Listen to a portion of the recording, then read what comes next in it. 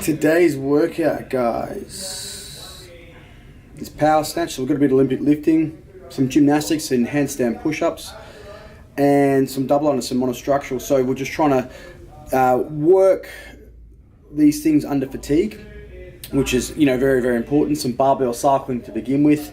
That's going to be pretty spicy. The handstand push-ups, a skill that most people want to try to learn in CrossFit, and there'll be some scaling options for everyone in the class. And that could mean from using no mats, using just doing normal regular push-ups, doing deficit handstand push-ups, all sorts of things. So that's going to be spicy because that's something a skill that I want to really work on, and then double unders. So how the format is basically a 15-minute EMOM.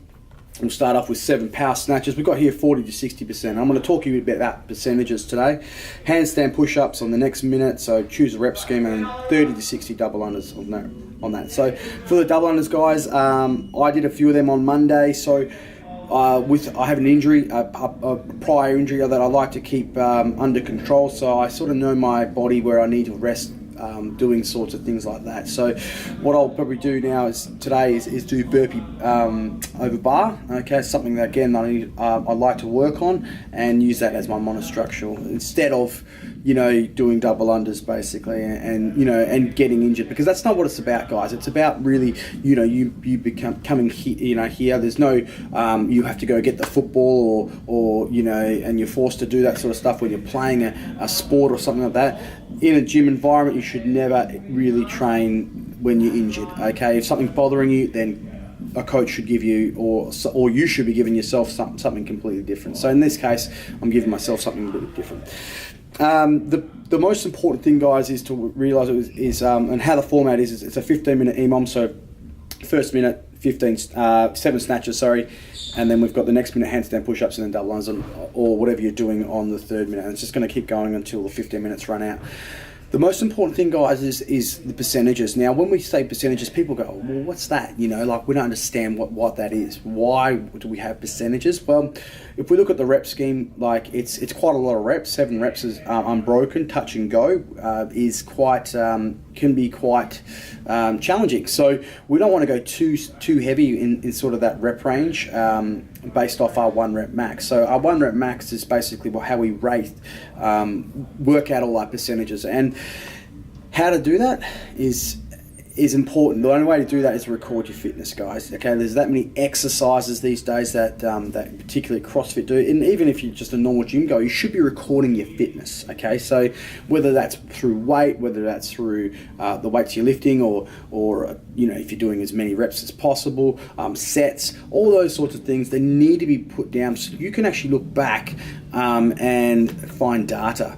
Now, with the system that we have, is basically if we do have a 1 rep max, or if we have never done a 1 rep max before and we've punched in some data, it will actually give us that information on what 40 to 60% is for that movement, if you've done that movement before.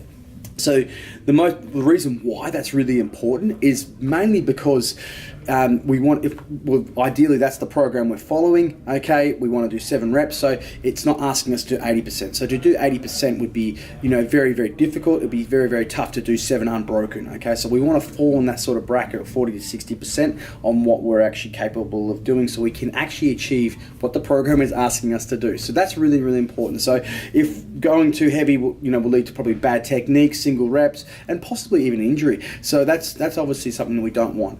Now, the other thing, obviously, guys, is working under that percentage. So if we've worked into the 30%, we're actually not pushing ourselves as hard as possible. So a lot of the times, when intensity is based off, not just half and puff and how fast you run and how fast you want to push yourself mentally and physically, but just basically working off your numbers as far as weights are concerned. So we base off particularly strength training or lifting with weights, okay? So that's how we gauge our intensity, okay? So we can increase the intensity now through weights. Now, the most important thing is everything is individualized, and that's really, really important, because your 1 rep max and someone else's 1 rep max is very, very different from each other. So you can't be doing the same weights as everyone else. You've got to be doing a program that that follows an individual